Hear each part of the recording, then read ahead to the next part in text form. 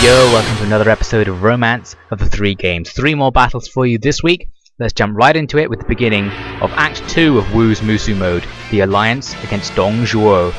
I'll explain who Dong Zhuo is a bit later, because the game certainly doesn't.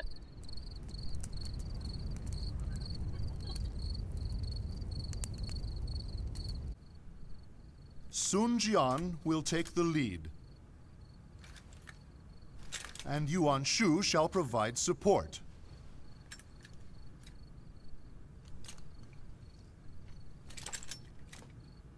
We leave before daybreak. Generals, good fortune in battle.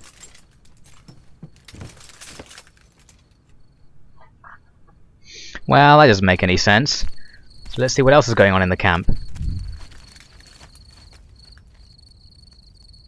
Lord Yuan Shu, I am counting on you. Farewell.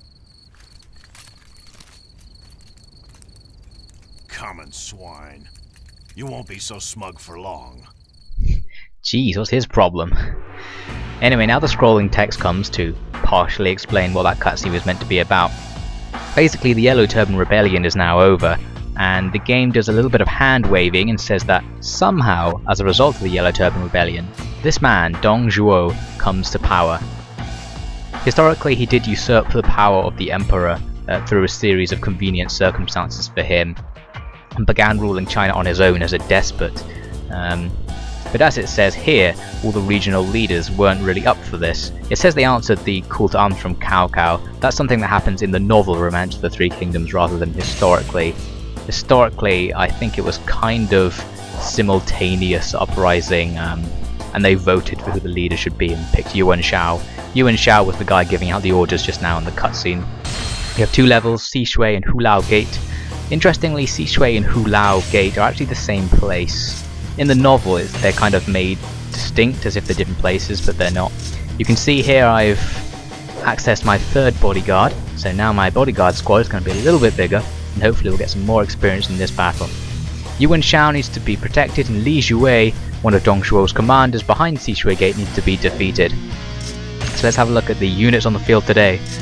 We have Yuan Shu, Sun Jian's commander, the leaders of the Three Kingdoms hanging around Angon Zunzan, who is a ruler from the north of China. The enemy general Hua Xiong starts with really high morale, so we know he's going to be a dangerous force. Luckily, he starts behind a pair of locked gates, so he can't influence the battle from the beginning. This is going to give me, as Sun Jian, a little bit of time to go and clear up some of the other enemy officers to the south, even though that's not really what you're meant to do in this battle. To punish the traitors that ravage this land. All forces, march for Sishui Gate. So I head to the south section of the map, where there are 3 enemy officers hanging around, and start fighting them. My forces meanwhile occupy the area outside of Sishui Gate. Glory will be all Sun Jian. Do not send a supply convoy. And we can see here that Yuan Shu, who is supposed to be supplying my unit, for some reason decides not to. The basic idea was that historically Yuan Shu was getting very worried about Sun Jian's power and didn't really want him to win. I guess they sort of knew they were going to win the battle, but he didn't want it to be because of Sun Jian. So at least in the novel, he really does hold out on supplies. I think historically as well, actually, though historically the circumstances were quite different. I guess I'll describe briefly the historical battle between the coalition and Dong Zhuo.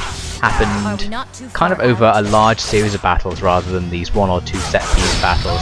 Sun Jian was pretty much at the forefront of this conflict. This was how he really rose to power, was during the coalition against Dong Zhuo. Sun Jian fought as an officer underneath Yuan Shu. Yuan Shu was an actual commander, where Sun Jian was just one of the sub-officers, but with his own personal army, which was now a couple of tens of thousands of troops strong.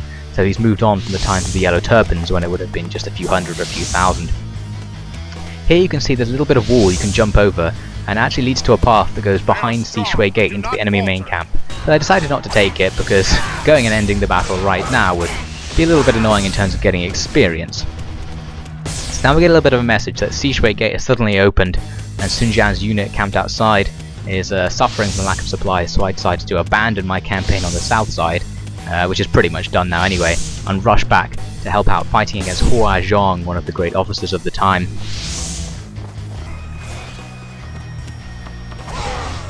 I come up to the gate and find there's this massive melee going on between some of Sun Jian's subordinate officers and Hua Xiong's subordinate officers. So I decided to get involved, start to clear things up. You can see, if you look at the top left, Hua Xiong has 7 morale points out of the maximum available of 8, which means anything Hua Xiong's unit touches is pretty much going to be defeated. A little message comes up saying Sun Jian is withdrawing from Sishui Gate. I didn't see why, because I was just standing in front of the gate, but okay. I managed to defeat one of his subordinate officers, so now I need to fight my way through the gate to Hua Xiong. And in fact I find him, and he challenges me to a duel. So I decided to try it out.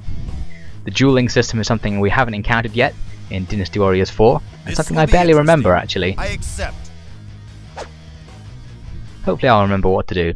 Basically it teleports you to this other dimension where you're in a cage with the enemy officer and you have to fight them one-on-one. What happens as a result of the duel depends on the relative strength of your character and their character. In this case, at least in the game's opinion, Hua Xiong is a much more powerful character than Sun Jian, which means all I actually have to do is not lose in order to get the positive result from the duel. But it'd be better if I could defeat him. However, he is blocking very effectively and I can't seem to catch him off guard. Eventually I get a few hits on him, then he goes back to blocking, and then I block him. The pattern is you either have to try and get him to hit you, or try and get him to charge up a charge attack as he just is then, and this gives you a little opening to attack. Unfortunately I only have a couple of seconds left. Oh god damn it. Basically you can see I almost defeated Hua Xiong with 0 seconds left, but no. And back on the battle map he's returned to full health. I'm going to have to fight him again, along with his sub-officers and tons of bodyguards. So I gradually slogged a very long battle and managed to defeat him. Hua Xiong has been slain? By whom? I, Sun Jian, have slain Hua Xiong. Hooray! Sun Jian is who historically killed Hua Xiong. In the book it's Guan Yu if I remember correctly, and it's kind of supposed to be like Guan Yu's rise to fame is through defeating Hua Xiong on the battlefield. Actually Hua Xiong was he was defeated tactically and captured by Sun Jian, and then Sun Jian executed him. I, Zhang Liao, have come to take Yuan Shao's head. So now Zhang Liao shows up, one of the other great officers of the time, with reinforcements. Li Shui decides to open the north gate to his camp, though this doesn't seem to have any consequences, and I begin fighting with pretty much the entire enemy force right now. Li Shui and his subordinate officers and Zhang Liao, come at me at once, and I get a little bit swamped right here. Managed to take out one of Li Shui's subordinate officers, Yang Fen, but now I'm in a little bit of trouble, fighting with 3 officers simultaneously and all their bodyguards. You can see this is a little bit later in the fight. Still haven't defeated those officers, but my health is really starting to get low. And now these bodyguards are smashing me to the ground and I'm getting dangerously close to death. I was just being swamped from all sides, as you can see. Everywhere I go I'm being hit by someone. There were just too many enemies to deal with.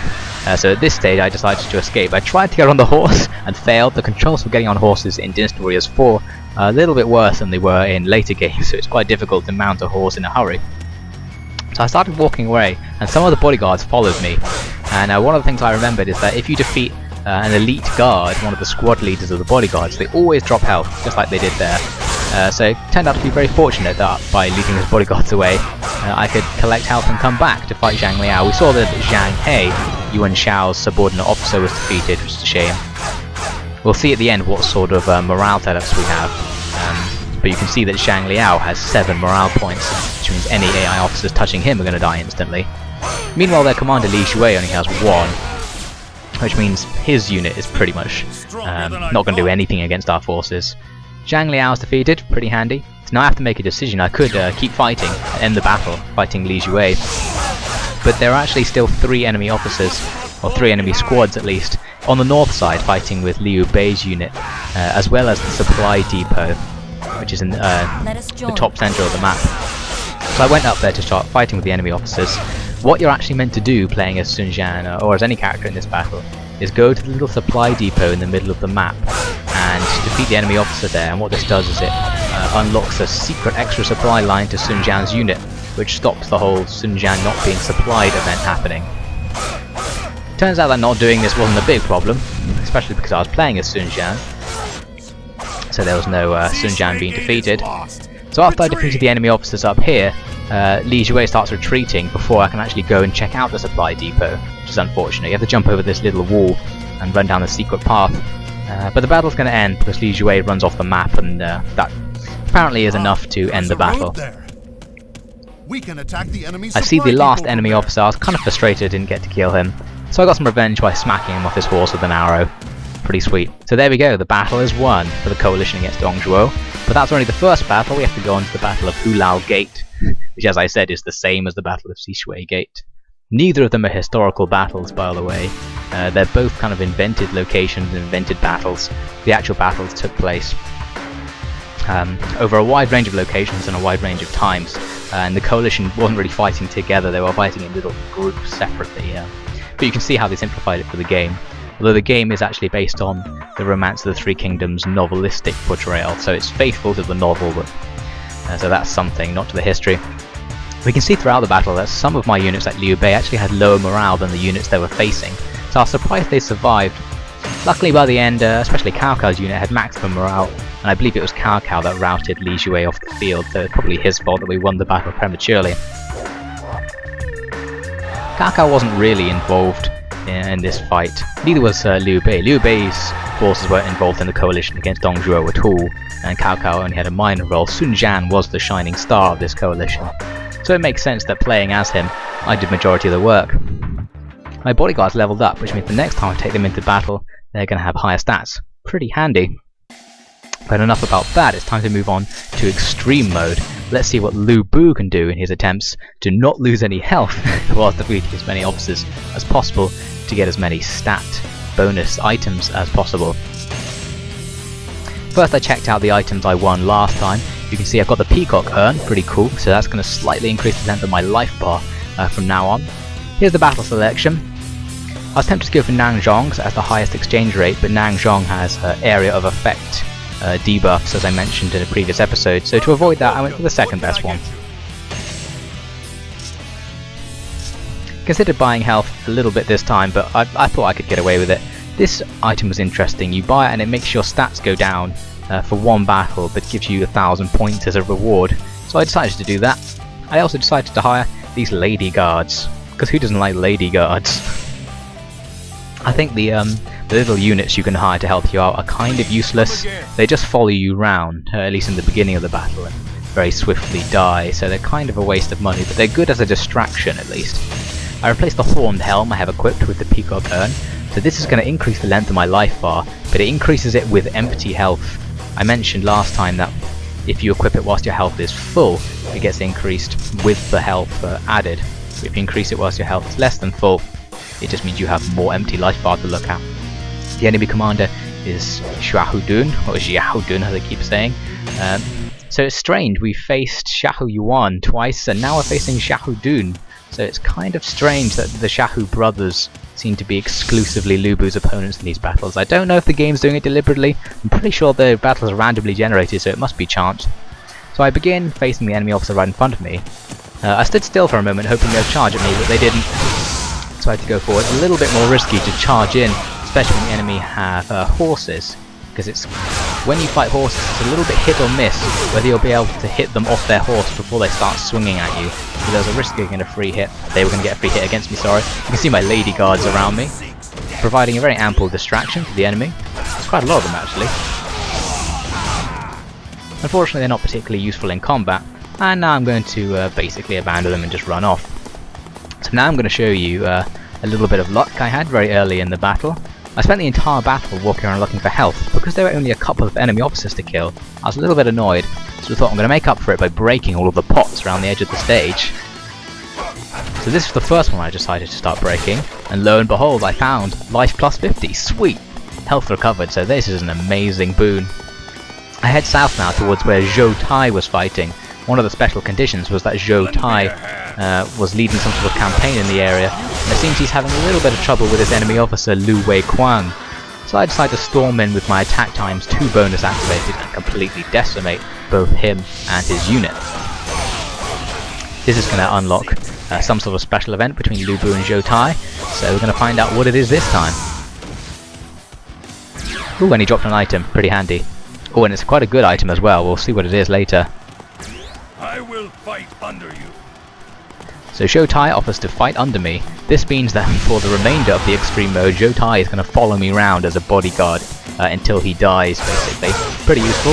Decided to head north where one of Xiahou's subordinate officers was sneaking around. I barely noticed, and while I was there, enemy reinforcements arrived. I was pretty happy about this, because this means there's another enemy officer to kill, which means more stats. Ah, Wang Lang got some hits on me there. I was very angry. Luckily, it didn't do enough damage to negate the plus 50 health I got earlier. So far, I'm still in health profit. I was actually really angry when he hit me. So I still need to try and get through the rest of the stage without being hit, so I can say that I've made a health profit off this stage. Now I move up here, and Zhang Liao's hanging around. A word with you. You strike me as a warrior of repute. I ask that you join my forces as a guest. So we just saw Zhang Liao fighting Sun Jian, and now he's here as an ally. He offers Lu Bu some sort of mission to go and kill Xiahou. But since I was going to do that anyway, well, I guess he's going to be pretty happy with my plan. Now that I've actually received the mission, it's good though, because it means that by going and defeating Xiahou as I was going to do anyway, I received extra experience points for completing a side mission. This is going to mean more money later on. The enemy's reinforcements, really doesn't have a good time. I just rip through him, heavily exploiting the lightning shockwave attack, and he goes down pretty easy. So that means all that's left now is to head over to Xiahou and finish him off. Whilst looking for help on the way, I didn't find anything, unfortunately. I must have smashed 30 to 40 boxes and pots on this stage. Here he is. I knock him off his horse with the first attack, pretty good. Oh, but then he hits me, and that hit takes me down to the amount of health I started the stage with. I was so angry at this stage when I played it, so I decided to just completely demolish him. It would have been a little bit better to kill his troops first to get more experience points, but I was kind of pissed off. I really wanted to make up with it by finding some health now, just before the stage ended. Luckily, Zhang Liao ranting at me about fulfilling his request gave me time to run over to this pots. Now will there be something inside them? Nothing in that one or that one? What about the last one? Ah, I didn't get to look in the last one, and I guarantee you there would have been health in that box. I'm so annoyed about that. Anyway, it's another victory for Lu Bu. So we move on to the next mission. The Vorpal Orb was the item I found. This is an orb that when you equip it, it instantly kills everything you touch. Now that sounds like the sort of thing that's going to be useful, so I'll try that out next time. Although I still really like having the lightning orb equipped. So I'll equip it to compare. Anyway, my weapon didn't level up, which was quite annoying. There wasn't enough enemy officers to get weapon experience. I got absolutely tons of money, more than doubled the amount of money I have, so now I'm actually pretty rich. Maybe next time I'll actually bother to buy some health. Anyway, it's time to move on to the next mode. It's Empire mode with Yanmei. We're in a political phase, so we need to make a political decision based on Yanmei, Sun Jian, or Wen Chao's suggestions. When Sun Jian's suggestions were quite boring, Wen Chao's were kind of standard, like get troops and money. It would have been useful, but I decided to go for Yanmei's, which was get troops and produce the lightning orb. Well, not produce the lightning orb, but create the industry capable of producing the lightning orb, which means later when I come to later rounds of political decisions, I'm going to be allowed to choose to produce the lightning orb so that I can use it in subsequent battles. Next I had to decide where I'm going to invade. We have Sun Jian's territory just to the north of mine. I was considering invading, but I was kind of hesitant because he's a little bit powerful. Plus I kind of like Sun Jian since I'm playing as him in the other modes. So I decided in the end to go for this guy, Liu Yong, basically because the routes between the provinces are set up so that when I invade his province, there won't be any more entrance routes to my territory. Hope that makes sense. But if you might have noticed here, it's actually on the same stage that Lu Bu just fought on in extreme mode, so we're fighting on the same map twice in a row. Pretty inconvenient. Let's have a look. The enemy main camp is down just outside that little fortification. Why it's outside it rather than inside it makes no sense to me, but whatever. Now we can see that the enemy forces start with higher morale than all of my units, and this is going to be a little bit of a problem because it means all of my subordinate officers are going to go and get themselves killed because I can't control them, so they're just going to run off and get killed by units with higher morale. Pretty inconvenient. So to begin with, I just decided to run towards the nearest enemy base. I think an enemy officer is going to approach me as I do so. I always like playing as Yanmei because you realise how absolutely devastating she is on the battlefield. I just absolutely clear out the first wave of enemies that comes out of the base. Wow, you're pretty good. An enemy officer shows up to play, but he isn't going to last too long.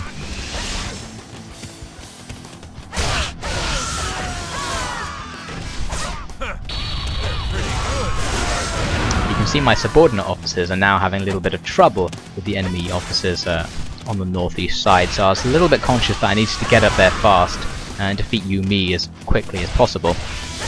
It was also during this battle that I realised I was killing my own troops. This is something I remembered only at this stage, which is that in Dynasty Warriors 4, unlike the later games, you can kill your own troops, not directly by your own attacks, but by flinging the bodies of enemies into your own ranks.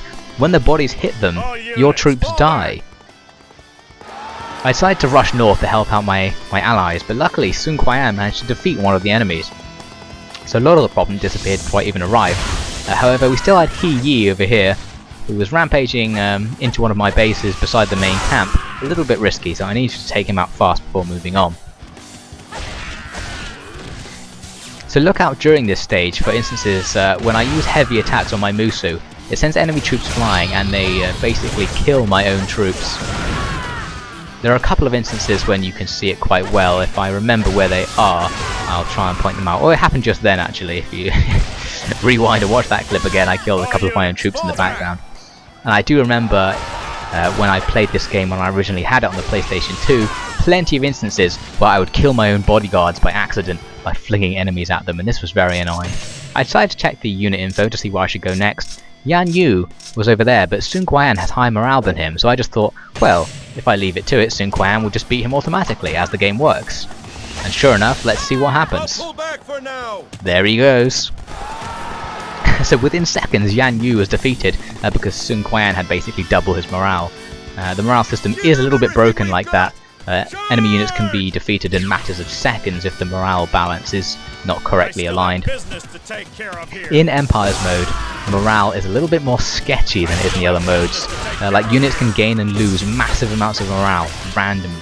Like this enemy officer Yuanmei, who I'm fighting for the second time, has 0 morale, basically because he touched some of the blue territory on the map, which automatically removes all of the enemy units' morale. Enemy officer defeated. So an enemy unit could easily go from 8 morale to 0 morale in a matter of seconds, which means it's a little bit harder to predict how battles between your allies and enemies are going to go.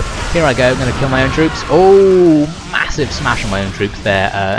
If you looked in the background, I probably killed a nice handful of my troops by sending those enemies flying into them. That was a good one. But yeah, there are lots of little special events that can happen as well, like you saw a few moments ago when Xiahou was like, charge! And this is when enemies trigger special abilities which change their morale suddenly for no particular reason. I approach the enemy main camp and Yan Yu decides to ambush me, and this is where Yanmei really shows her stuff. I absolutely demolishing these enemy units. Look at this. Hundreds of bodies sent flying as my massive sword absolutely slashes through them. I choke my Musu. Oh, so much destruction, it's insane. So this woman is basically a one-girl killing machine, unstoppable force. Fortunately for me, the enemy officers in the area all decided to attack me one at a time, kind of like a kung fu movie. So that as soon as I defeat Yan Yu, He Yi shows up. Whoa! A massive wall of enemy troops is sent flying.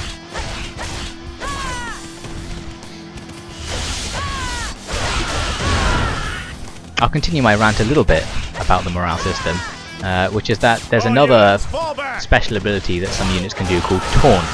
And the Taunt ability is used between officers on either side, where they sort of shout at each other. And as a result, they start deciding to go and duel with each other somewhere on the battlefield.